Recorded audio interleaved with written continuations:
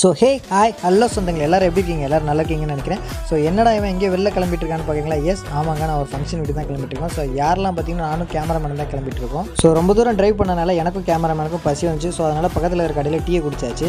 So அதுக்கப்புறம் பார்த்தீங்கன்னா நம்ம கிட்டத்தட்ட தூத்துக்குடி நெருங்கிட்டோம். ஸோ எஸ் ஆமாங்க, தூத்துக்குடியில் தாங்க ஃபங்க்ஷன் வீடு. அதுக்கப்புறம் பார்த்தீங்கன்னா இந்த இடத்த கிராஸ் பண்ணி வரும்போது எனக்கு ஒரு ஞாபகம் வருது. ஸோ நானே இந்திரன் சாங் இருக்குல்லங்க, ஸோ அங்கே இங்கே தான் ஷூட் பண்ணாங்க.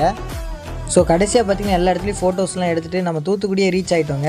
ஸோ ஆக்சுவலாக பார்த்தீங்கன்னா என் ஃப்ரெண்டை வந்து ரொம்ப வருஷம் கழிச்சு தான் நான் மீட் பண்ணுறேன். ஸோ அதுவே எனக்கு ரொம்ப ஹாப்பி. அதுவும் பார்த்தீங்கன்னா கல்யாணம் வேறு அவனுக்கு. ஸோ எனக்கு ரொம்ப ஹாப்பியாக இருந்தது. அதுக்கப்புறம் பார்த்தீங்கன்னா நம்மளுக்கும் டைம் ஆயிடுச்சு. ஸோ நாங்கள் ரிட்டன் கிளம்பிட்டோம். கிளம்பி பாதி வழியிலே பார்த்தீங்கன்னா நல்லாவே பசி வந்துருச்சு. ஸோ நானும் கேமராமேனும் திரும்பியும் வந்து சாப்பிட ஆரம்பிச்சிட்டோங்க. ஸோ ஜூஸும் சரி, அதுக்கப்புறம் பார்த்தீங்கன்னா சாக்கோபாரும் சரி, நாங்கள் 2 பேரும் சாப்பிட ஆரம்பிச்சிட்டோம். ஸோ சாக்கோபாரை சாப்பிட்றப்ப என் ஒய்ஃபோட ஞாபகம் வந்தது. ஸோ இந்த வீடியோ பார்த்தா செம்ம காண்டாயிருவா அப்படின்னு ஒரு ஃபன் பண்ணியாச்சு.